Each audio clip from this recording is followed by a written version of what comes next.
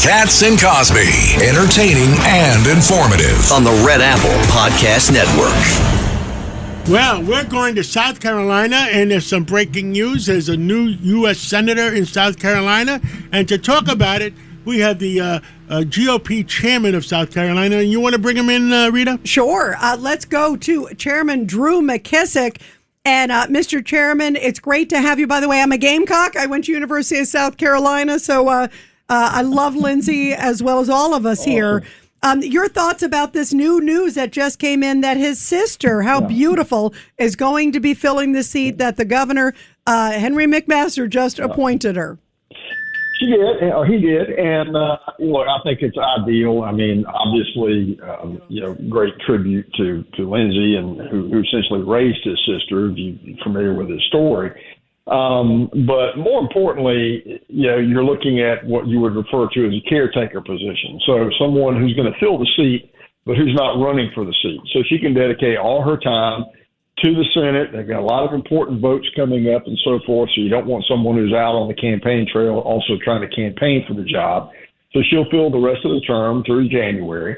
And then in the meantime, we will, work to see who our nominee for the full 6-year term will be here within the next month. Mr. Chairman, it's Tony Carbonetti. My very first visit to South Carolina, there was a gentleman that had your job named Henry McMaster. Yes, I know what's happened to him since. He's now your governor. Any chance he throws his hat in the ring? Yeah, I don't believe so. I haven't heard that, but, there's a lot of stuff going around, a lot of people talking about doing a lot of things. I think he's probably looking to, finish out as the longest serving governor in the history of South Carolina and have that be the crown on his career. But you never know. And, to that point, Mr. Chairman, I've seen a lot of people over the last few days. Nancy Mace is another name that's out there. There's a whole bunch of others. Who do you think is going to be in the hopper? I mean, how many names might be in the hopper? Well, look, it's an open U.S. Senate seat for a full 6-year term. So obviously that draws a lot of interest. And we've got candidates who ran to begin with against Lindsey in the primary. We've got candidates who ran for governor and did not win the nomination for governor, and then maybe some others. So could be a lot. Then again, you might see Donald Trump jump up and sort of try to help clear the field early and endorse somebody. That wouldn't surprise me either, because we're dealing with a very short runway here. Filing for this seat will open a week from tomorrow. It will last for a week. Filing will close then on the 28th. Our primary will be August the 11th. So it's going to be an extremely short primary. So that lends itself to people who already have, established relationships within the party, local parties around the state, good name ID, good access to fundraising, that kind of thing. And then a potential runoff, if necessary, would happen on August 25th. So August is going to be very busy for us, no doubt about it. Mr. Chairman, none of us really know Lindsey Graham's sister.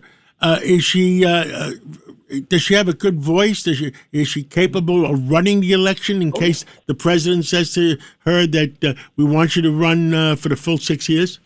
Well, I think that's part of the deal here, is that she is not interested in being a candidate.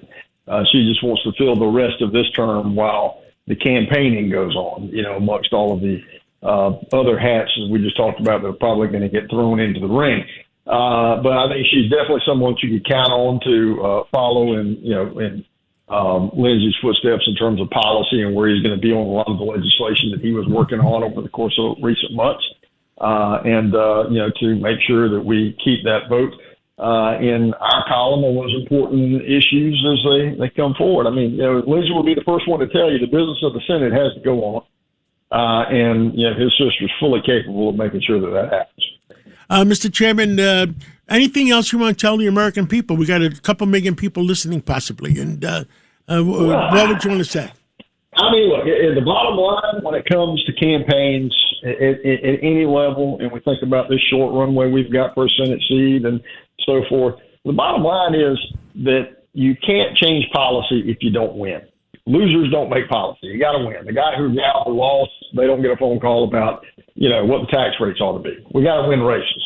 And that means we need people to get engaged and get involved. Pick a candidate, help them out, work for them, knock doors for them, make phone calls for them, write them a check.